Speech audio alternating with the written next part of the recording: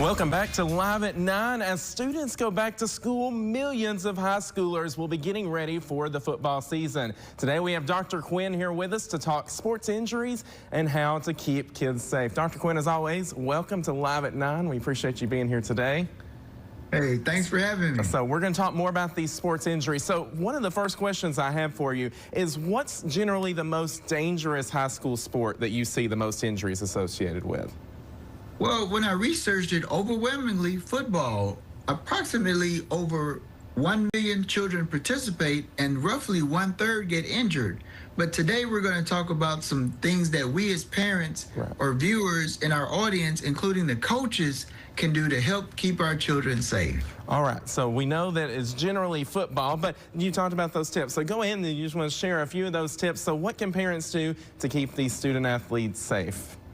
Well, being that we live in Mississippi and it's so hot, the first thing the parents should do is encourage their children to drink water before the game, during the game, and after the game, because they can develop heat injuries that we talked about earlier, including heat cramps, heat exhaustion, and this would set a child up for a higher probability of having an injury. Right. Number two, if a child is sick, has like maybe fever with a cold or the flu, don't be a tough guy. Like, we're asking the parents to encourage the children to just stay home that day.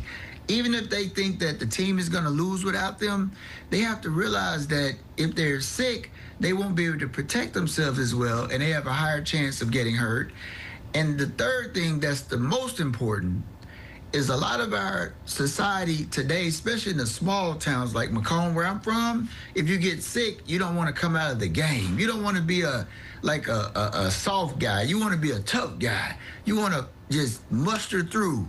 But I'm telling you, the research is overwhelmingly demonstrated. If a child is injured, maybe he got hit in the ribs, and someone is coming for him. You know, I got my prop with the tackle. He won't be able to get that natural defensive position where he lowers his shoulder pads and his helmet to protect himself.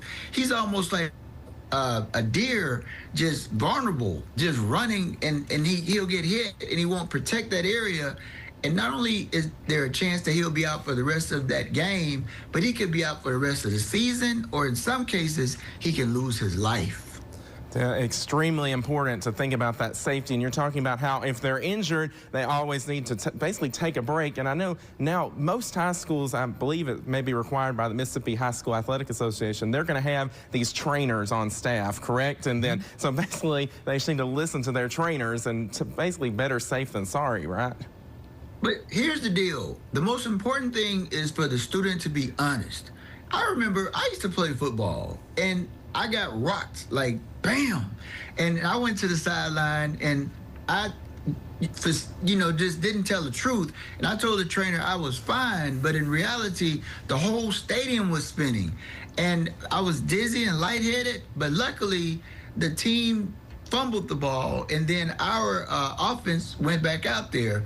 So I got to rest out. But had I gone back out there in that condition, I probably would have been injured really badly and wouldn't even be here today. It's possible because, children suffer concussions in addition to broken bones. And if you suffer concussion and you get another concussion while you're still suffering that concussion that you just acquired maybe 10 minutes ago, you can get a much worse concussion, and you can develop brain damage, even lose your life. That's why this is such an important topic. Much bigger than just the sport itself that they're trying to win the game. So just always don't overdo it. Like, if you know that you're any chance that you're injured, it's better to be safe than sorry. And one other thing, being a meteorologist, we talk a lot about the heat index, or the feels like temperature, and how just heat exhaustion and how common that is, especially in sports with all these pads where they're just out in the heat and wearing all that equipment. So not just the physical injuries, but also